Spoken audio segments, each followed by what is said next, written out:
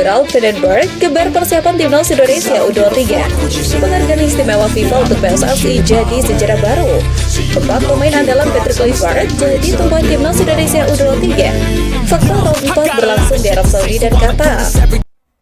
Assalamualaikum warahmatullahi wabarakatuh. Salam olahraga.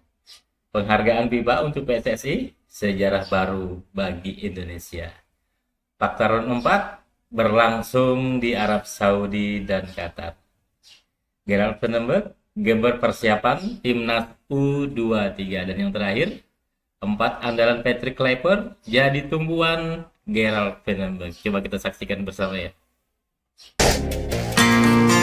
Sejarah baru bagi sepak bola Indonesia tercipta ketika PSSI mendapatkan penghargaan dari Federasi Sepak Bola Dunia FIFA.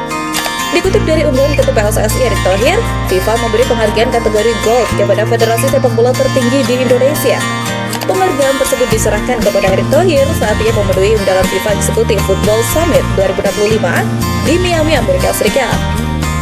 PSSI mendapatkan penghargaan itu berkat kesuksesan pihaknya melaksanakan proyek training center atau pusat pelatihan nasional di Ibu Kota Nusantara. Erick Thohir menegaskan bahwa adanya penghargaan ini akan menambah semangat PSSI untuk terus membangun pesepak bolaan Indonesia ke arah yang lebih baik. Sebagai informasi, pembangunan tahap pertama training center PSSI di IKN telah rampung sejak Februari lalu. Fasilitas itu berdiri di lahan seluas 34,5 hektar dan dilengkapi dengan 3 lapangan sepak bola berstandar internasional. Nantinya, PSSI akan menambah jumlah lapangan sepak bola pada fasilitas ini menjadi 8 pada 2026 mendatang. Karena diproyeksikan sebagai fasilitas modern dan lengkap, maka dilengkapi dengan gedung asrama berkapasitas total 138 orang, dengan perincian 56 kamar ganda untuk pemain, 20 kamar tunggal untuk tim pelatih, dan 6 suite untuk pelatih kepala. Asrama untuk timnas Indonesia tersebut juga dilengkapi dengan fasilitas fisioterapi, fitness, medical treatment, dan lain-lain. Selain training center, PSSI juga menggalakkan sistem pencarian bakat atau scouting yang lebih intensif serta mendalam dan ditargetkan bisa berjalan 3 bulan ke depan. 1. Home advantage. Sudah pasti timnas Arab Saudi dan timnas Qatar akan mendapatkan home advantage sebagai tuan rumah putaran keempat. Kedua timnas bakal menerima dukungan penuh dari pendukung masing-masing. Kondisi ini menjadi kerugian untuk 4 kontestan lainnya yang berasa bermain away, apalagi hanya 2 tiket yang diperebutkan buat lolos langsung ke Piala Dunia 2026. Namun, desakan muncul di media sosial agar Arab Saudi dan Qatar tidak berlaga di negaranya pada putaran keempat. Misal, Arab Saudi bertanding di Qatar, begitu pula sebaliknya. 2. Konflik panas di Timur Tengah. Situasi yang terjadi di Timur Tengah bisa membuat para peserta mengkhawatirkan keamanan dan keselamatan. Dalam beberapa tahun terakhir, Iran dan Israel saling serang yang dipicu oleh serangan Israel ke ibu kota Irak, Teheran. Rudal-rudal yang dikirimkan membuat puluhan ribu orang meninggal. Jika konflik kedua negara terus berlanjut hingga Oktober nanti, FIFA dan AFC perlu mempertimbangkan pemindahan tuan rumah dari Arab Saudi dan Qatar ke negara yang lebih aman. 3. Sikap PSSI. Erick Thohir selaku Ketua Umum PSSI malah mengeluarkan pernyataan mengejutkan dengan tetap mendukung keputusan AFC menunjuk 2 negara kontestan tersebut sebagai tuan rumah. Sontak hal tersebut turun mengundang kritik keras dari komika Muhammad Al-Kathiri. Lewat sebuah tulisan dari X juga, Muhammad Al-Kathiri mempertanyakan alasan Erick Thohir menerima keputusan AFC yang berpotensi merugikan Indonesia. Muhammad bahkan sampai ikut mempertanyakan netralitas Erick Thohir karena memihak keputusan kontroversial AFC. Udah jadi badut AFC, ucap Muhammad Al-Kathiri mencibir.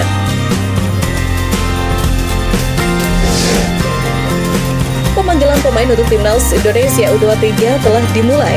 Skuad Garuda Muda mulai dibentuk dan mulai persiapan untuk 2 ajang bergengsi tahun ini, yakni Piala AFF U23 2025 di Jakarta, Bekasi pada 15-29 Juli dan kualifikasi Piala Asia U23 2026 pada 3-9 September. Gerald Vandenberg sebagai pelatih timnas Indonesia U23 pun mulai bekerja. Dia sudah mengirimkan daftar pemain kepada PSSI untuk melakukan pemanggilan kepada klub-klub. Meski detailnya belum ada, namun sejumlah klub sudah mengungkap surat pemanggilannya. Salah satunya adalah Persib Bandung, di mana ada 5 pemainnya yang dapat kesempatan untuk mengikuti tes Timnas Indonesia U23 di Jakarta. Dari 5 nama yang dipanggil, ada 2 pemain yang merupakan pilar tim utama Persib Bandung, yakni Kakang Rudianto dan Robby Darwis.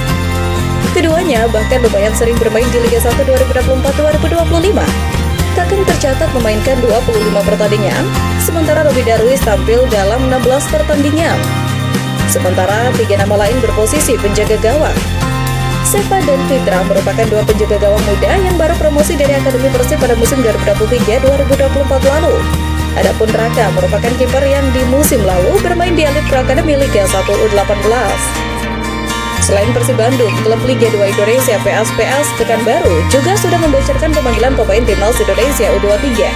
Pilarnya yang dipanggil adalah penjaga gawang Erlangga Setio Dwi Saputro. Sementara klub-klub lain belum membocorkan siapa pemain yang dipanggil. Namun, skuad Garuda Muda kali ini diprediksi tidak jauh beda dari pemain Polisan Sintayong saat menangani Timnas U20. Pelatih Timnas Indonesia U23 Gerald Vandenberg menegaskan bahwa turnamen Piala AFF U23 2025 dan kualifikasi Piala Asia U23 2026 adalah batu loncatan penting untuk melihat perkembangan tim dan mengasah kesiapan menuju tantangan lebih besar.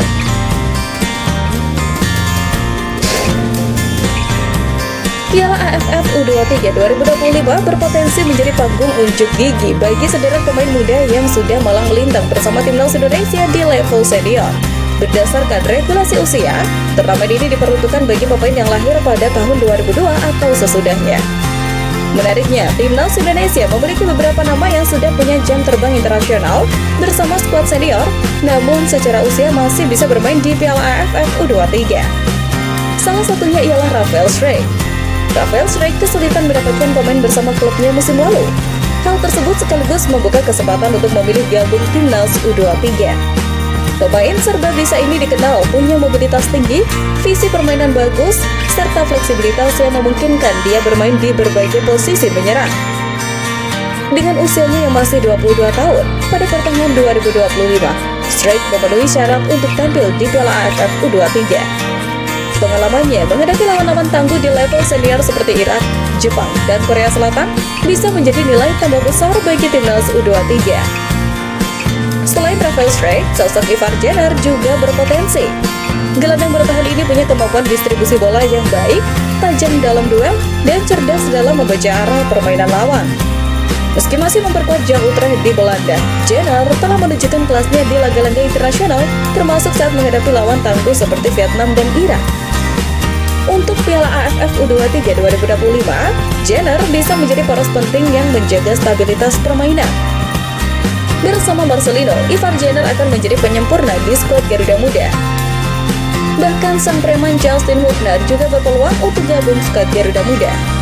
Kendati masih berusia 21 tahun, bek tengah kelahiran Belanda ini telah mencicipi berbagai laga internasional berintensitas tinggi, termasuk di ajang kualifikasi Piala Dunia 2026.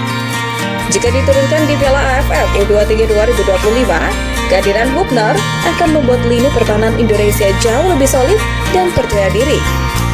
Ia tak hanya mampu menghalau serangan lawan, tapi juga menjadi inisiator serangan dari belakang berkat visi bermain dan akurasi umpannya.